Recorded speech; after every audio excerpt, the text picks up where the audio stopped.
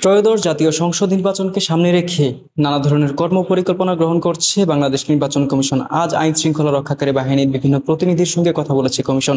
বিগত নির্বাচনগুলোতে দেখা গেছে নির্বাচনকালীন সময়ে মোট 5 দিন আইন শৃঙ্খলা রক্ষাকারী বাহিনী মাঠে থাকতে এবছর বাংলাদেশ নির্বাচন কমিশন একটি প্রস্তাব রেখেছে এই 5 দিনকে যেন বাড়িয়ে 8 দিন করা হয়। তারা বলছেন নির্বাচনের দিন এবং তার আগের 3 দিন এবং নির্বাচন পরবর্তী 4 দিন, এই মোট 8 দিন যেন আইন শৃঙ্খলা রক্ষাকারী বাহিনী যে কোনো ধরনের অনাকাঙ্ক্ষিত ঘটনা মোকাবেলার জন্য মাঠে থাকে।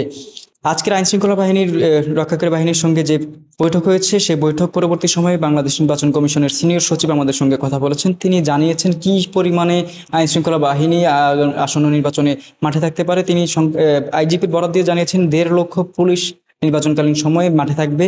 সেনাবাহিনীর ক্ষেত্রে সংখ্যাটা হতে পারে 90,000 পর্যন্ত এবং সবচেয়ে বেশি সরবরাহ থাকবে আনসার এবং গ্রাম প্রতিরক্ষা বাহিনীর পক্ষ থেকে, এবং সেই সংখ্যাটা হতে পারে 5.5 থেকে 6 লক্ষ পর্যন্ত। আজকের এই সংলাপে ড্রোন উড্ডয়ন, এআই এর অপব্যবহার রোধে কি কি ধরনের পরিকল্পনা নেওয়া যায় সে ব্যাপারে আলোচনা হয়েছে।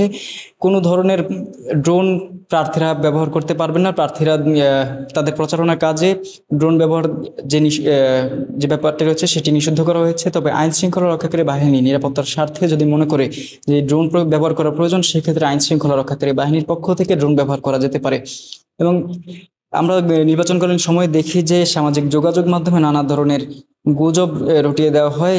সাম্প্রতিক কিছু সময় দেখা গেছে এআই এর মাধ্যমে কিছু গুজব ছড়ানো হয়েছে, এবং এই ব্যাপারটা যেন নির্বাচনকালীন সময়ে না ঘটে সে ব্যাপারে কিছু কর্ম পরিকল্পনা নিয়ে বাংলাদেশ নির্বাচন কমিশন এবং আইন শৃঙ্খলা বাহিনী আলোচনা করেছে।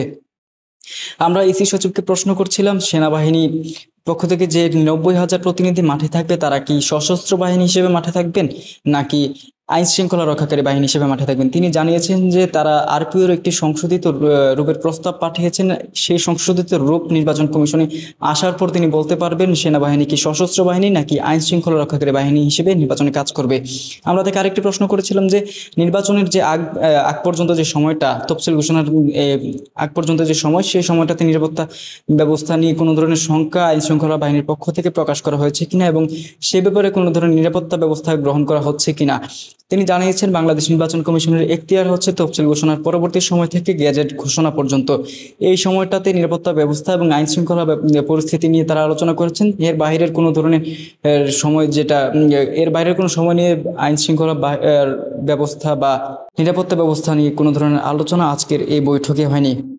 আইন শৃঙ্খলা রক্ষাকারী বাহিনীর কাজের ক্ষেত্রে একটি গুরুত্বপূর্ণ ভূমিকায় থাকে অস্ত্র। সেই অস্ত্র আমরা দেখেছি গেল 5 আগস্টে অসংখ্য পরিমাণে অস্ত্র এবং গোলাবারুদ বিভিন্ন থানা থেকে লুটপাট হয়েছিল। সেগুলো উদ্ধার করার জন্য নানা ধরনের কার্যক্রম চালানো হচ্ছে। এখন পর্যন্ত যে তথ্য আমরা পেয়েছি, সে উদ্ধার কাজে মোট 85% মোট লুট হওয়া অস্ত্র এবং গোলাবারুদের 85% উদ্ধার করা সম্ভব হয়েছে। এবং ইসি সচিব আশাবাদ ব্যক্ত করেছেন যে আসন্ন নির্বাচনে আইন শৃঙ্খলা রক্ষাকারী বাহিনী যে কোনো ধরনের অনাকাঙ্ক্ষিত ঘটনা প্রতিরোধে সর্বোচ্চ ভূমিকা পালন করতে পারবেন।